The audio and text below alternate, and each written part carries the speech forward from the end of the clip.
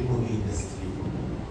Well, of course, we have to first appreciate all of our very talented stakeholders, not just in the movie industry, but in the entertainment industry as a whole. So we need to make sure na lahat ng mga talent natin maaalagaan. We need to support, syempre, the workers in that industry, that they be given the same rights and support that we give the workers in the other industries. And we also have to encourage the industry by giving incentives and help to the companies and the people who invest in our local entertainment industry. Because as we can see, the international companies and the international circle are seeing the talent of Filipinos. And in particular, parang may malasakit din kayo para sa kapakanan ng mga journalists, mga mamahayag. Yes, of course. So we're talking about the entertainment industry, but we of course expand that to the media industry, of course, to our reporters and also to the people who work in front of the screen and behind the screen. We need to give them the same kind of support that we do to the other workers in the different industries. Thank you. Ito 2 questions lang, di ba? Next. Okay naman ko mag-follow up kayo. Okay ka Okay. ready? Yes. Okay, our next question from Tita Aster Amoyo. May promise ka sa akin na kailangan mong yan soon. Anytime. Anyway, Camille, ano ang advantage? Of course, this is more of advantage. May disadvantage din ba being a daughter of Manny Villar and of course Senator Villar? For me, I don't see it as a disadvantage. Being my dad's daughter to me is one of the greatest gifts I've ever had. In terms of, my father is not just like a good mentor, a good guide, and even a manager of my life, but he's a wonderful friend and a wonderful father. So talagang I thank him for the opportunities that he's given me, for enabling me to pursue whatever it is that I dream of, and for always being there during the times that I fall. So actually, malakas ang loob ko to pursue all the things that I want to pursue, whether it's in business or in public service, in my family, in my personal life, because my father always encourages me, but at the same time, always assures me na pag nagka-problema or when I have challenges or struggles, he will always be there for me. And he has been. So talagang, to me, that's the greatest encouragement that I've ever had. How do you manage your time? Being, of course, a successful businesswoman, a public servant, a mother, and a daughter, and of course, at the same time, a wife. So, paano ito minamanage? So that is actually a work in progress. And perhaps that's the biggest struggle and challenge in pursuing my dreams. So I'm still trying to figure that out. How to give time to all those important aspects of my life. But I guess in everything that I do, each day I just give it my best, so that no regrets. And a long time ago, it was my father who actually told me when I was getting overwhelmed with work, with public service, lalo na during the time of COVID. I was a wife and also I am a wife and also I have a young family. My dad told me one thing at a time. And he said, and you have to know what's very, very important. What's the most important? That being your kids and your family. So pag nagsabay-sabay yan, yun muna ang i-prioritize mo. At the time I had a son, so if Krista needs you, that's your first priority. Drop everything and focus on that. Because he said, throughout his life, my mom and my dad also had careers, also had business, but Paolo, Mark, and I were their priorities. So when we needed them, they would drop everything and be with us. So we actually never felt that they weren't around. They were very present. And he said, I should do the same. And he was like, and you will find that everything else will fall into place. Everything else you will be able to do well in your own time. So minsan when I get overwhelmed, that's what I think about. And then, luckily, I begin to have time and energy and efforts for all my other endeavors. But really, the balancing act, that's really a struggle. That's a challenge talaga that I'm still trying to figure out. But with every day, I just give it my best, so I have no regrets. You're so young. I mean, napaka-successful mo na. And I think you've got everything. May kulang pa ba sa isang Camille Villar? I guess, I mean, of course, basically, you just want to do good in all the endeavors that you pursue. You want to be the best in everything that you do. And sometimes, maybe you fall short. But if you do your best, you'll have no regrets because you know I couldn't have done it better. I couldn't have done it differently. So that's just what I try to do. In terms of planning ahead and really having specific dreams, that's kind of hard because sometimes life doesn't always turn out the way that you want it to, right?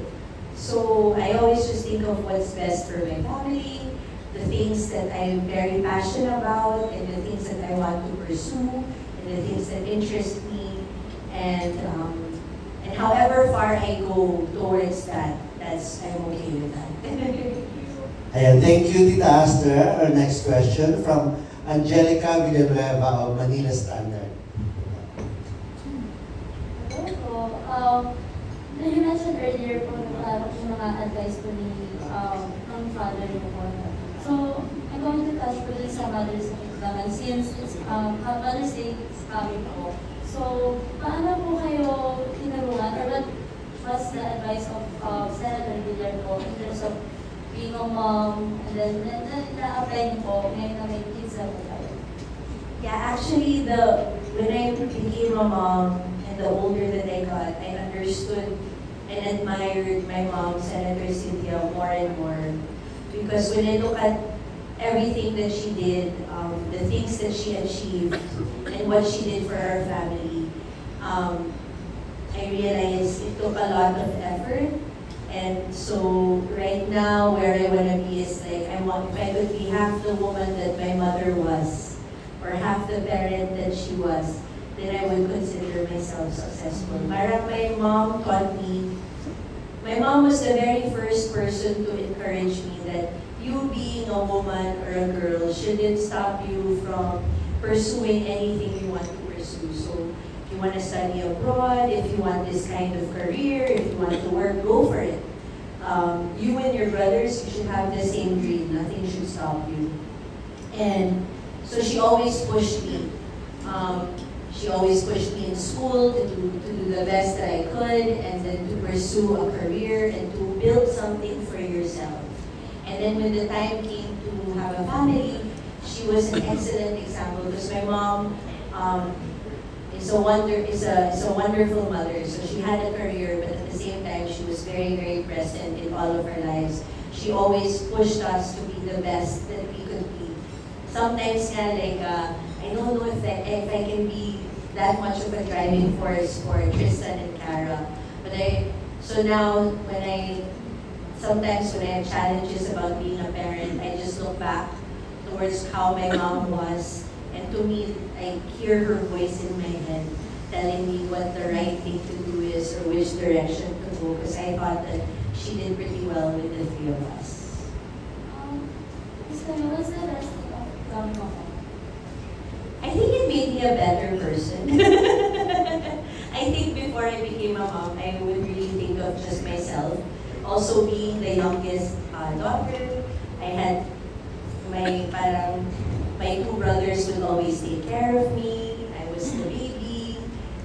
So I was always used to that. I always thought of myself. And then when I had two kids, almost instinctively, you realize that you have this whole other person to care for. And I really thank my children for expanding my horizons, for making me a better person, and actually giving me purpose. Because after that, parang you just want to make the world a better place for your kids, and you want to give them the best life that you possibly can. So you work harder. last question po from me. Any plans po with Mother's Day celebration? Mother's Day? Father's Day? Mother's Day, hindi ko nga na-realize na malapit na pala yun. For me, I really enjoy quiet celebrations. You know, so I want to spend it with my mom, and at the same time, I want to spend it with my kids and my husband. So, quietly at home. Kasi sobrang busy na ngayon eh. So, you really cherish the times that you can just rest and relax at home with your loved ones. Thank you so much po. Thank you, Angelica. Next from Leia Santerio of ABS-CBN and Philippine. You mentioned dreams earlier, your dreams. Can you share with us, kind one, if you still have unfulfilled dreams up to now? Yeah, I think I have a lot of unfulfilled dreams. Yes. You know, in business, when we started, I mean, predominantly we're in housing. So we build homes, we build communities, and then in the last 5 years or so, we started a retail arm. So that includes all day, all home, and coffee project. And we That's had 5 years ago. Yeah, 5 years ago. Or parang, baka 10 years na nga. 2013, 2014. So, payat pa ako nun. Baba na akong lahat. Hindi ko pa na-achieve yung mga dreams na. No, we still have a lot of dreams about bringing all day and all home at the forefront of the retail industry. My dad and I. So, I really want to see that through. So, wherever, even if I'm in public service, even if I'm doing other things, I really want to see all day and all home succeed. Because when we were starting, we would look at the different competitors and we're like, how are we gonna be as big as them? How are we gonna be as good as them? And so 10 years later, we still want to be the best in the Philippines, and we still have a long road and a hard road, but that's something that I dream of. Alright. When you were still a business management student at Ateneo, did you see yourself following in the footsteps of your dad and going into politics or going into business? Actually, yeah, I think public service kasi has always been in our family. So my lolo was mayor and congressman of Las Piñas, and then my dad was in politics, and my mom was in politics. So it was something that always interested me.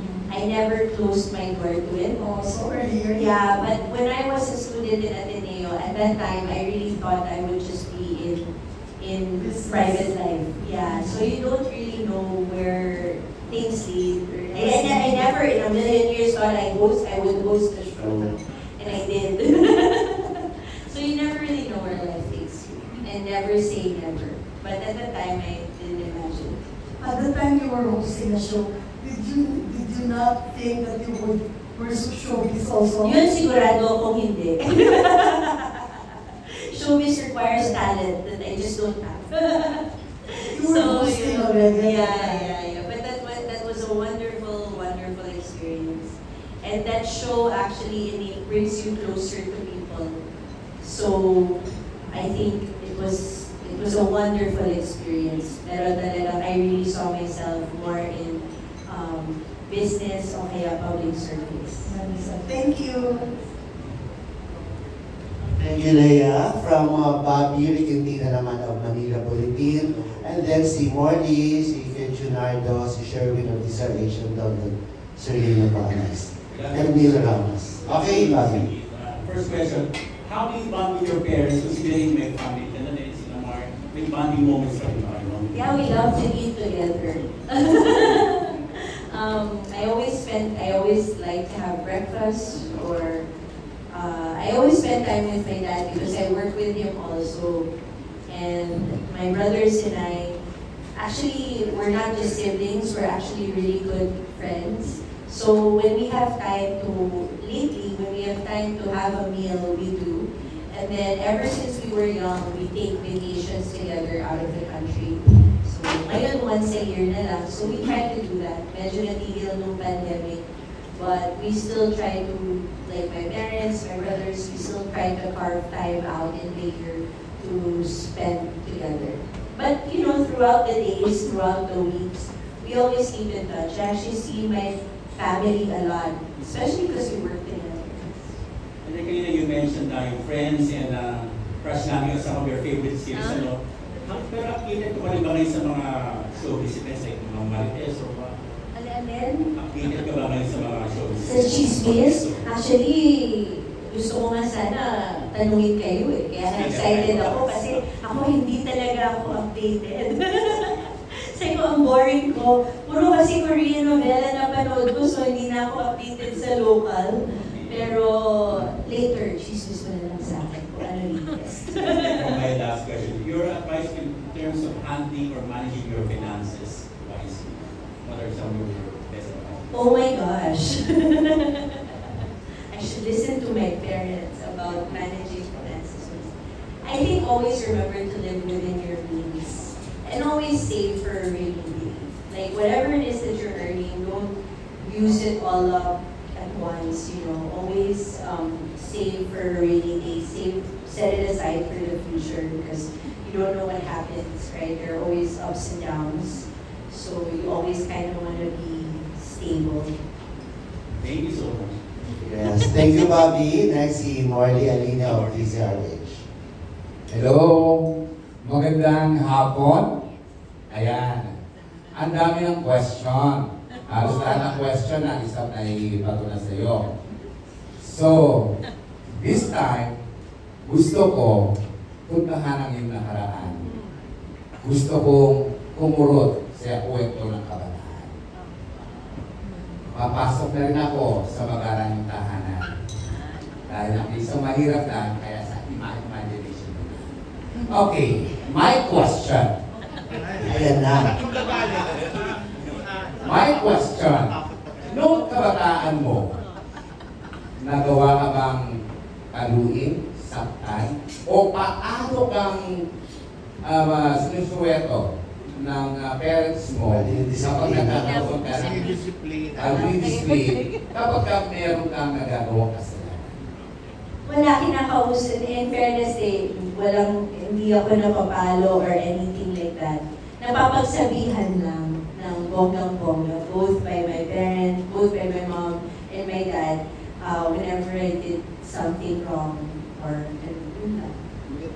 Pasok ako sa puso mo. Okay. Alam mo ng lahat na itinanganak ka may gitong kutsara sa bibig. May gitong kutsara sa bibig. Yes, yes. Yes. English daw mas. English? Oh, thank you. Enough is enough! Okay. Ito, question ko. Dahil anak ka ng isang kilala o famous na tao, kapag lumalabas ka ng bahay mo at nakikita mo yung mga kababayan mong naghihirap, ano unang pumapasok sa puso at isipan? Siyempre, kailangan silang tulungan. So, pag may nakikita ka outside, talagang kung kaya mo lang tulungan lahat, di ba? Whether big or small, you try. So, yun. Usually, kung may nakita ko, gusto ko talaga mabigyan ng tulong. Pero minsan, hindi mo lahat natutulungan buo-buo. Pero kahit konti, you have to. Salamat. Kasi bakit ang-English pa nila sa akin ang next question ko? Ito na ang Yun pala ang technique. Oo. Maraming salamat. Thank you. Supposedly magtatanong si Kuya Junardo, so wala pa siya dyan ng CR yata. Si Don Sermino na lang muna. Dito na lang. Nakakatawa ka more din. Yan, kanina kasi na-mention na ni Lea yung tungkol sa noontime show. So, hindi ko natatanong dahil mukhang pinuntukan mo na wala ka ng planong magbalik noontime, no? So, kumusta na lang yung relationship na yung mga dating hosts mo, like si Mariel, Grace Lee, and si Shalan? Yes, we're very good friends. Until now, we see each other. Mariel's the godmom of my kids, so So, I mean, we still see each other a lot. And yung friendship na sinimula namin maybe 10 years ago is even stronger now. Lalo-lalo na, I mean, before we were, hosting, our lives were different then. Now we're moms, so we have a lot of things to share. And I'm just very happy that Grace, Shalani, Marielle, and I managed to stay friends and became even closer friends as the years went by. So ano usually yung parang nagiging bonding moment? Ano ba? Si Marielle kasi busy dito sa online. She's busy with her businesses. So of course, we always consult each other about motherhood, about life, about what's going on, about everything Korean, and food. But yeah, I mean, everything. We still talk to each other a lot. So wala na talagang pwedeng makapagpabalik sa'yo sa TV, sa noontime show, or even talk show, wala. Tinundukan mo na ba talaga? Well, especially now na may collaboration naman between never say never. Okay, so may chance pa rin. Oo. Hindi na talaga ako marunong umarte or kumanta or sumayaw. So kaya ko tinuldukan yun dahil hindi talaga kahit anong gawin ko. And then, syempre, kailangan kumayan tayo. But again, with anything, never say never. So last na lang, gaano ka excited sa collaboration na nangyayari sa TV ngayon? Like, yan, sa kapamilya and sa how excited are you? We're very, very happy about the different partnerships that we've began to form with all TV. So now we have collaborations with different companies. So our most recent one is with ABS-CBN. So we're very happy about that partnership and we're very excited. And we hope that mas marami pang, that a lot of good things can come out of the partnership. We're very, very hopeful.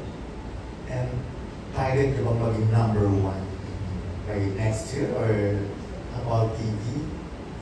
Hindi ko, I guess we just want to do well, right? But I guess, my father kasi... Because kasi parang kulang tayo sa mga TV, ngayon, di ba? Oo. Walang ganun eh. Siyempre maganda na kasi, di ba, like with ABS, in all TV, we're bringing back old favorites. Yes. And hopefully, we'll be able to bring new favorites, right, to a lot more people around the country. So, I actually am not sure. I mean, of course, our goal with all TV is just to reach more and more people, as many Filipinos as we can. I don't know what our long and short-term goals are exactly, but judging from what I know, like my father naman, si Senator Manny Villar, parang whenever he enters naman a certain industry, he always wants to do the best that he can do and he wants to be the best. Last na lang, magkakaroon ba ng noontime show ang all? Hindi ko pa nga alam eh. Diba? Wala pa. Yung mga na-announce, yun pa lang eh. Diba? So I'm not sure yet what But of course, will build the bridge. gusto nyo rin na magkaroon ng... Of course, we want, we want the best kind of programming in all TV, I'm sure. But I think nothing is finalized. Thank you very much and good luck. Thank you, Don. Okay, thank you, Don. Si Kuya June. Si Kuya Junardo na muna, then si Janice, and then si Sherwin, and then si Neil Ramos and Natalie Tumada, then magpaparapon na tayo. And Nitz Miralles pa pala. May tanong ka pala. Si Tita Nitz. Kuya June. Hindi, paalam ko lang muna, madami yung, kung saan yung friendship ninyo ni Willie Rabia? Now, kung saan yung friendship niya? Very good. We have always, in the same manner that I have stayed friends with our co-hosts, and they're some of my most cherished people in my life. Ang pinaka doon si Willie, right? So we have a very good relationship. He's very close to not just me, but to the whole family. Ang lalim na ng pinagsamahan namin. So our relationship is very good. Thank you. Any plans of producing movies? local movies? Kami, hindi ko pa sure. Hindi ko alam sa All TV Group kung anong plans nila. But I guess never say never, but I'm not sure. Natabalitaan ko, napapanood mo rin yung Queen of Tears na pinag-uusapan niyo. Marami na akong iniyak dyan sa Queen of Tears na yan. Ano ka man, niya?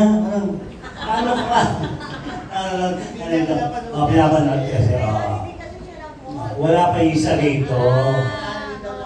How do you relate doon sa role nung... Sana hindi naman ako magkasakit.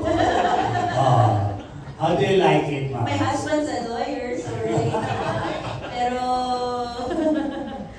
medyo tragic eh. So, ayoko makarelate, pero I really like it. Ganda-ganda ako sa kanya. And when I started watching, I was actually telling my friends, you have to watch it, you have to watch it. Pero nakakaiyak pala yun, Diyos ko. Thank you and maraming salamat po.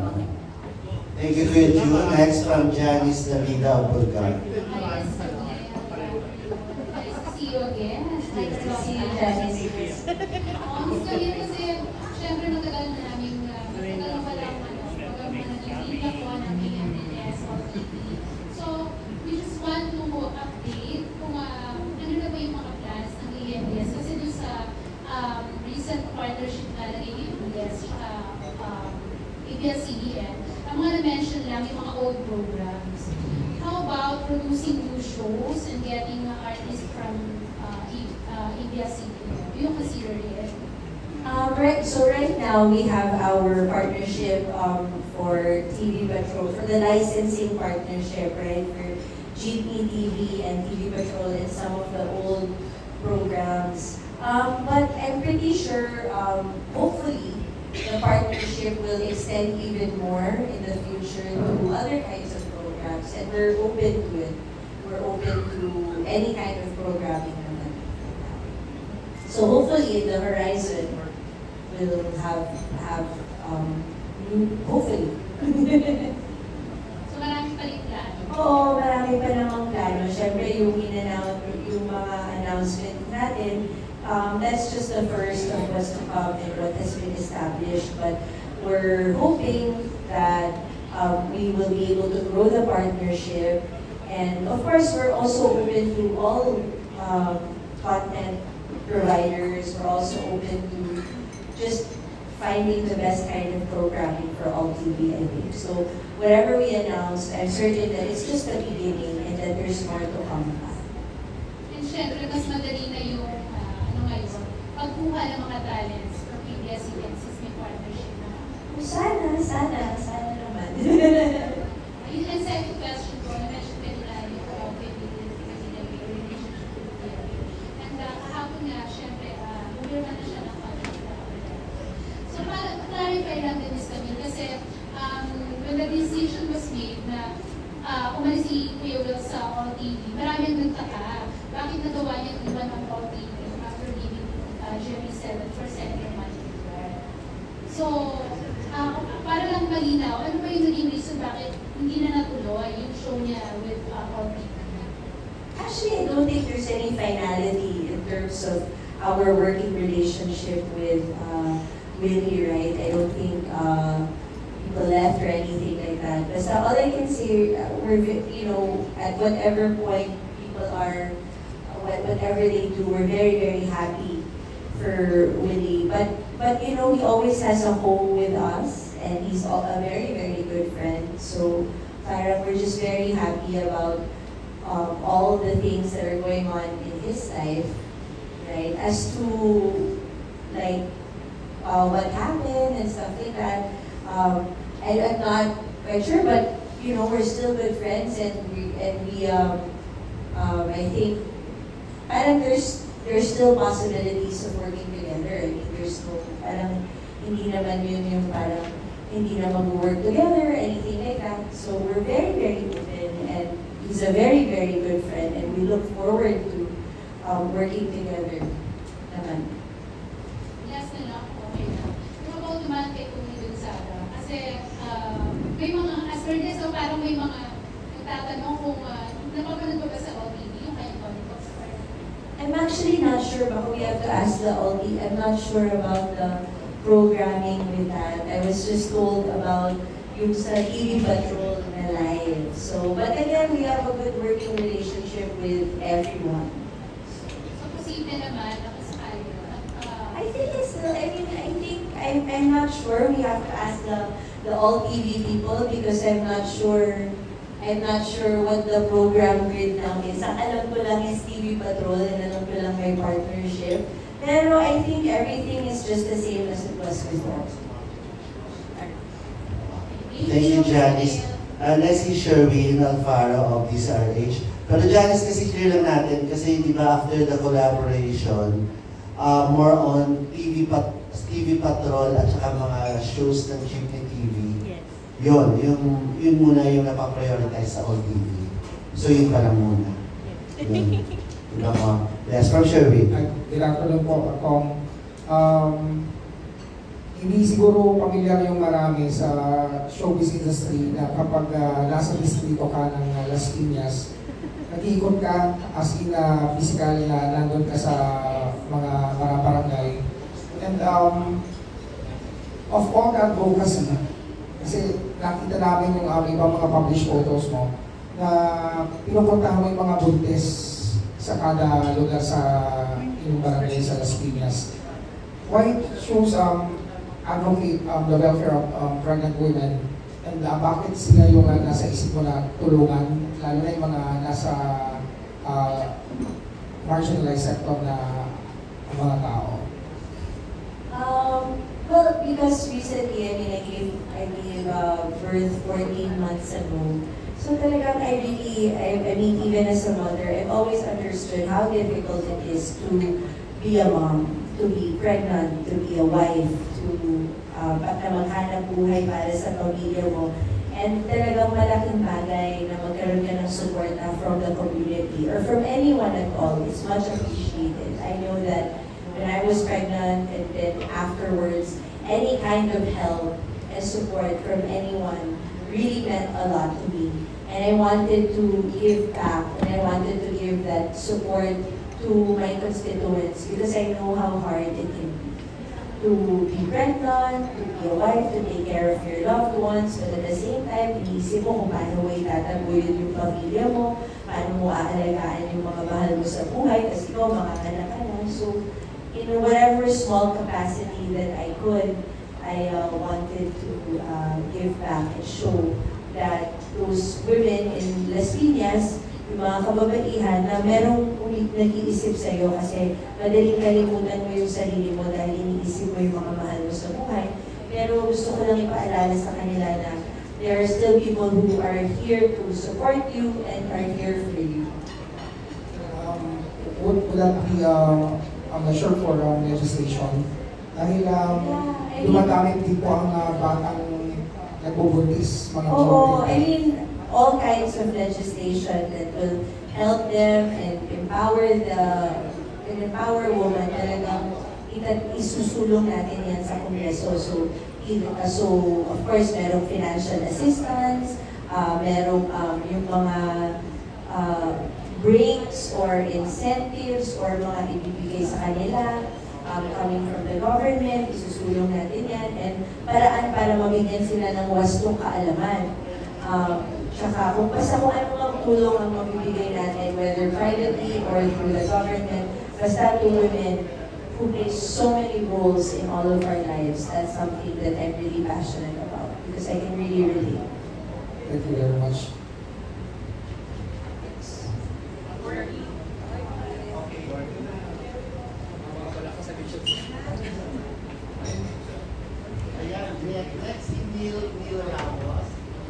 Hi ma'am.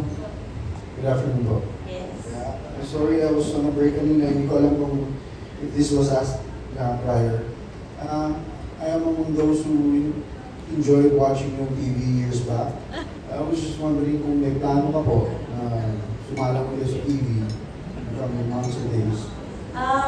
I mean, I'm not sure yet. I wouldn't say no, but I'm not sure yet.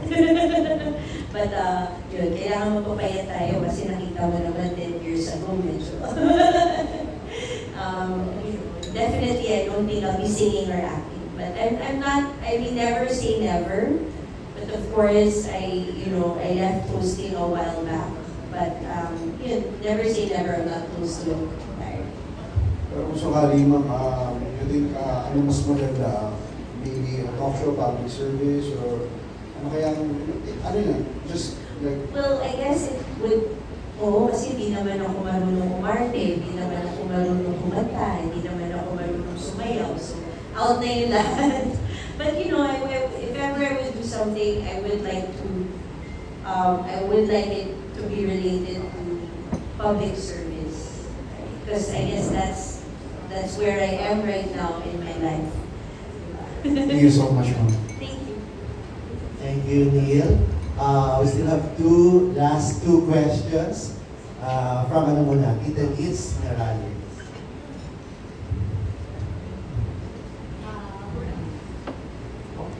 Your dad is named by Forbes as the richest man in the country. How does it feel and how does the family feel about it?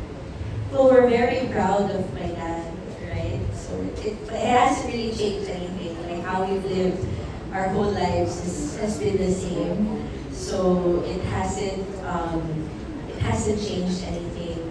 But we're very, very, very proud of him. Thank you. Kasi yung buhay ng Mavilla, being the richest man. Wala, pareho lang. Wala, yung buhay namin hindi siya nagbago since before until now. It's the same. And especially my dad.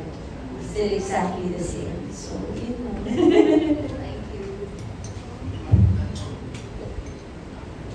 For our last question from Natalie Kumalo, Philippine Star.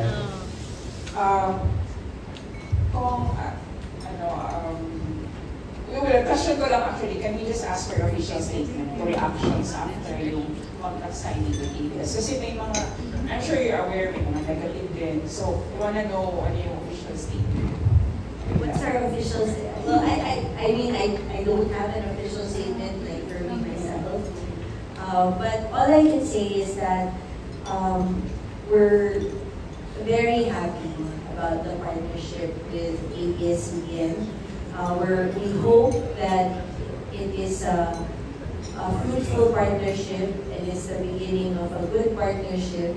And we're very committed naman to giving our best to our partners. And we're very committed to doing everything we can to make sure that our partnership is successful.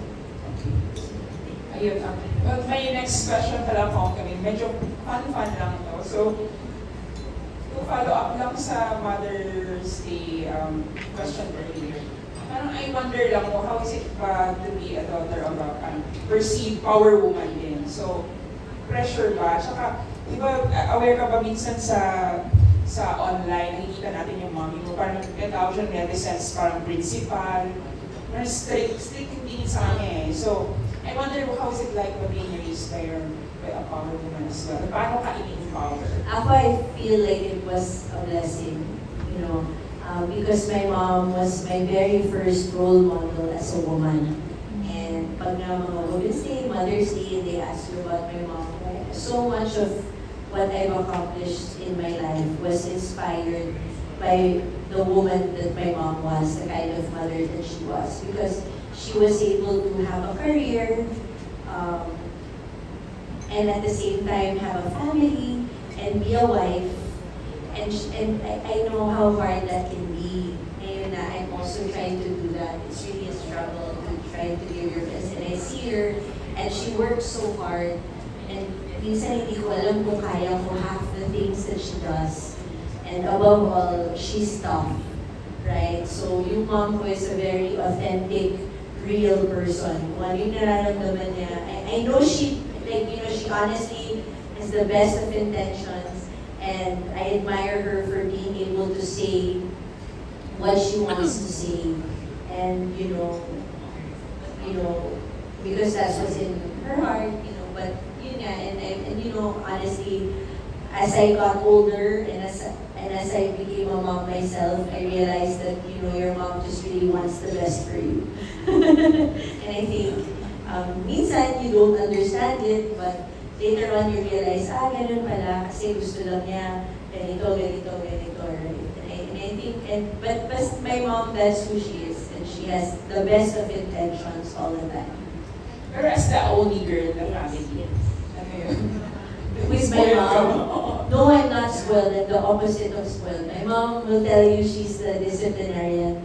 Pero talagang, I think, so much of what my brothers and I have accomplished in our lives, that happened because we were inspired both by my dad, but also pushed by my mom to do the best that parang they, my mom was tough on us because she wanted to prepare us to excel in the world, and I felt that she did that. Thank you. Thank you, Congress. Thank you, Natalie. Before we end the Q&A, kasi may mga iba nagpapatanong doon na magtanong ko, kasi nakikita doon nila sa ilang mga probinsya, yung tarpaulin. So they're wondering kung they have any plans to ba kayo this 2025 elections into a higher position or tuloy pa rin sa Kongreso o paano po? Actually, I have one more term in Congress. So, I mean, never say never, but at this point, hindi pa ako sure. And yung mga patar ko sa probinsya, stage brother. No, just, I mean, at this point, I'm not sure yet, but of course, we leave all our options open. Right? I do have one more term in Congress. Yeah. Pang-national na ba? Siko. Okay, before we proceed to our raffle, finally, for our parting words, kung ano po kasi, yung message. So I want to thank everyone for taking this time off this Saturday to spend time with us. Sana you like Brittany Hotel. Salamat ng foods! Yay! And sana next time I'll see you in our other developments. So yun yung pinagkakaabalahan ko. And I hope that I was able to answer your questions. And I'm just very, very happy to see all of you. And very excited to get to know the updates. So, thank you. Stay hydrated in this heat. Yes. And,